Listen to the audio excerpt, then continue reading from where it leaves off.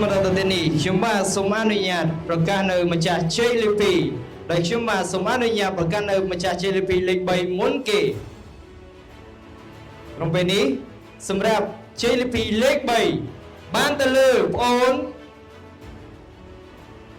จันดาวิเซอร์สมุอาซาโต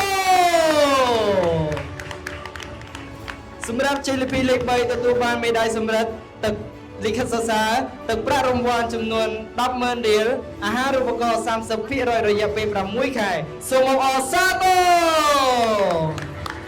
สำหรับเจลิปีเล็กปีตัวบ้านไม่ได้ประ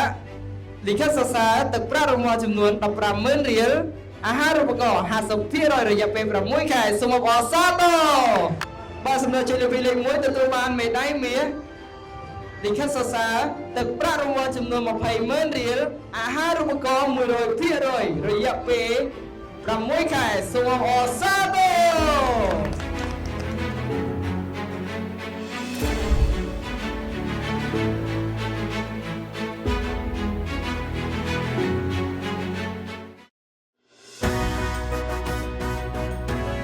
ជំរាបសួរ បាទជំរាបសួរ បាទបងអញ្ចឹងបងជាណាប់ជាបានបងកូនជាចាន់នៃសាស្ត្របង បាទ អញ្ចឹងកូននេះចង់សុខពិចារណាមកថាការក្រោយពីការប្រកួតមេសាក៏ទទួលបានជ័យលាភីលេខ1សម្រាប់ការប្រកួតប្រកបបានក្រាបពីពិសាលេងនេះថាបងមានចំណារអារម្មណ៍មិនដែរ បាទវាសម្រាប់សប្បាយរីករាយអរគុណដល់គ្រូដែលបង្រៀនរកចិត្តទុកដាក់ បាទហើយបងមានទូពេចអីសម្រាប់ស្ថាបនាឡើងវិញឬក៏ផ្ដល់មកខាងសាលាវិញអញ្ចឹងជំនតិ បាទខ្ញុំ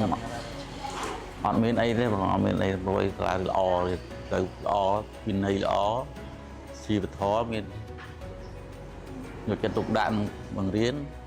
ចិត្តក្រម អញ្ចឹងបងមានអីទៀតដែរចាំមេសាមានអារម្មណ៍មិនដែរថ្ងៃនេះ អ្នករនសប្បាយចិត្ត សប្បាយចិត្ត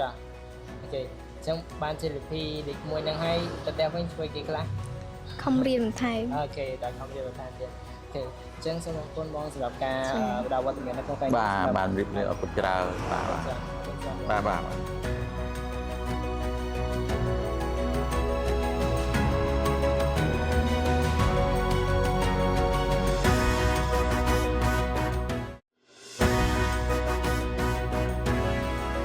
ជំរាបសួរបងជំរាបសួរកាលណាបាទអញ្ចឹងថ្ងៃនេះមានកិត្តិយសបានមកសម្ភាសកាលណាដល់ផ្ទះដោយសារកាលណាបានជាប់ជ័យលាភីលេខ 2 អូខេលេខ2នៅក្នុងកម្មវិធីប្រកបអក្ខរវិញ្ញាថ្នាក់ភាសាអង់គ្លេសអញ្ចឹងចង់សម្ភាសពីចំណាប់អារម្មណ៍កាលណាមុនចាមានអារម្មណ៍មិនដែរ មានអារម្មណ៍ថាសប្បាយចិត្តច្រើន អូខេសប្បាយចិត្តហ៎ ចា៎ ហើយអញ្ចឹងក្រោយពីភាពដែលកូនឯងបានទទួលជ័យលាភីលេខ2ហ្នឹងតើកូនធ្វើសកម្មភាពអីគេខ្លះដើម្បីទទួលបានជ័យលាភីបែបនេះហ៎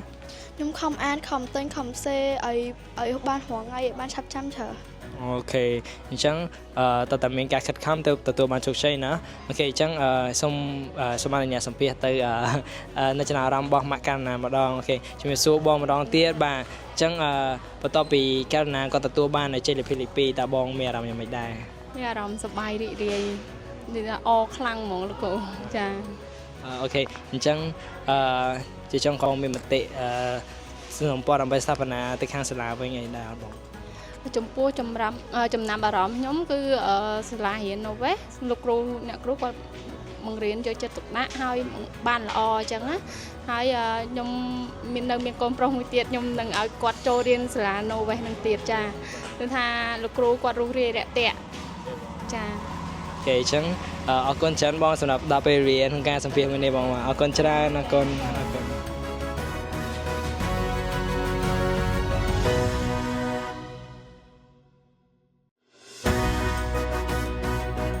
ទូបងខ្ញុំពិសេសអូខេអញ្ចឹងថ្ងៃនេះមានកិត្តិយសបងមកសម្ភាសបងដែលជាអាណាព្យាបាលរបស់ពិសេសមកពិសេសផ្ទាល់ត្រូវអត់បង ចា បាទអញ្ចឹងឥឡូវខ្ញុំសូមសម្ភាសចំណាប់អារម្មណ៍របស់ពិសិដ្ឋមុនចាពិសិដ្ឋក្រោយពីទទួលបានជ័យលាភីលេខ3មានអារម្មណ៍មិនដែរ បាយចិត្ត សប្បាយចិត្តហ៎ បាទ សប្បាយចិត្តខ្លាំងហ៎ អត់សូវខ្លាំងហ៎ អត់សូវខ្លាំងច្រើនដឹងថាចង់បាននៅជ័យលាភីខ្ពស់ជាងហ្នឹងតែអត់អីទេអានេះក៏ជាការខំប្រឹងរបស់យើងដែរអញ្ចឹងយើងត្រូវទទួលយកស្ដាប់បានអត់ បាទ អូខេសម្រាប់ជ័យលាភីលេខ3នេះមុននឹងកូនទទួលបាន នៅតែកូនធ្វើគេខ្លះ មើលកដាឈើចែកឲ្យ មើលពីអ បាទ អូខេអញ្ចឹងមើលឲ្យបានមុនមើលរយយប់រាល់ថ្ងៃហ្មង បាទ អូខេអញ្ចឹងអូខេអរគុណអញ្ចឹងសូមសម្ភាសទៅម៉ាក់របស់ពិសិដ្ឋវិញបាទជំរាបសួរបងម្ដងទៀតបាទអញ្ចឹងសូមសួរបងថាក្រោយពីពិសិដ្ឋក៏ទទួលបានជ័យលាភីលេខ3នេះបងមានអារម្មណ៍មិនដែរ មានអារម្មណ៍សប្បាយចិត្តដែរព្រោះកូនគាត់រៀនប្រកែដែរចា បាទហើយសម្រាប់ពិសិដ្ឋនៅផ្ទះជាក្មេងមិនដែរបង គាត់ក្មេងល្អដែរគាត់ស្ដាប់ប្រកបស្ដាប់អីចឹងចាគាត់មកពីរៀនទៅចេះជួយធ្វើការងារអីចឹងដែរហ្នឹង បាទបងអញ្ចឹង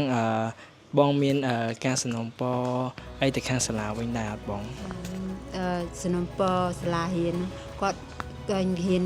បរៀនកូនឲ្យឆ្លាតកែគ្រាន់បើដែរចា អញ្ចឹងបងមានអីជាការអរគុណទៅខាងសាលាដែរអត់ ចាខ្ញុំថ្លែងអំណរគុណដល់សាលា Northwest ដែលបានបង្ហាត់បង្រៀនកូនខ្ញុំឲ្យបានចេះប្រហាត់ដល់ថ្ងៃនេះ អញ្ចឹងអរគុណច្រើនបង